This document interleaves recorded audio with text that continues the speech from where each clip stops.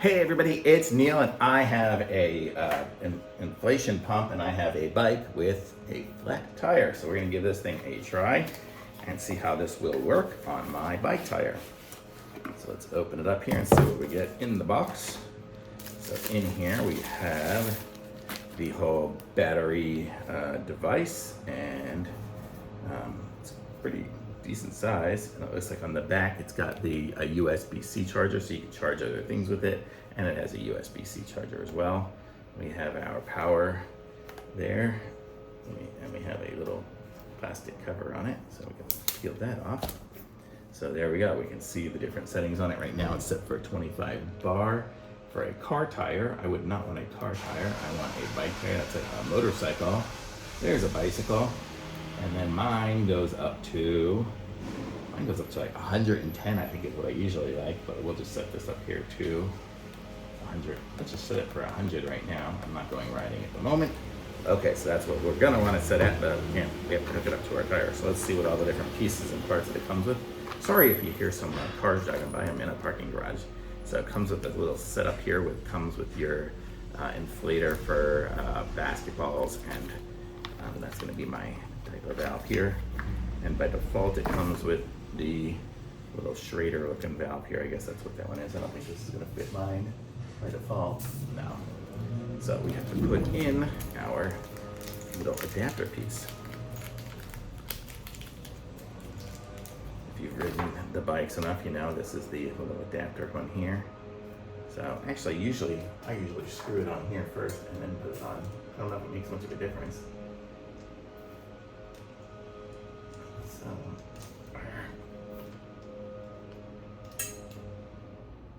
actually, not here. I'll just screw it onto this thing here. And then onto there. Okay, so now we have it on. I guess I should have screwed it onto this first. You get the idea.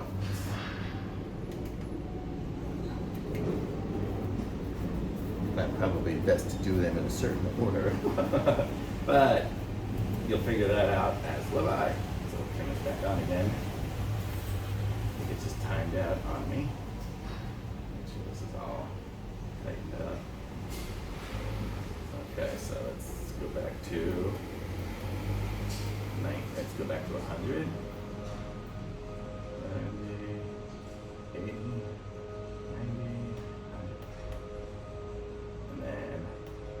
Push the button. There we go. And now it should be going. So we are at 7 pounds. It was totally flat to start with, so we're basically just getting going here. Pretty quick.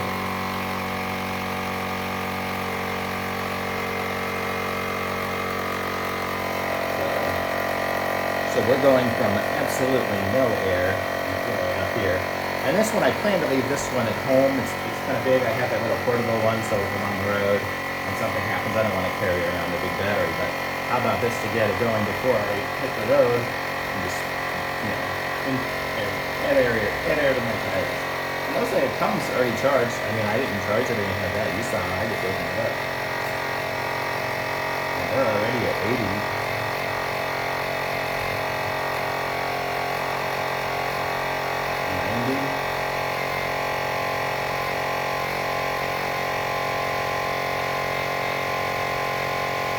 Boy, this goes really fast. And there we are at 100, and it stopped itself too, which is nice. And then I can unscrew this. And there we go. Unscrew my little tip on.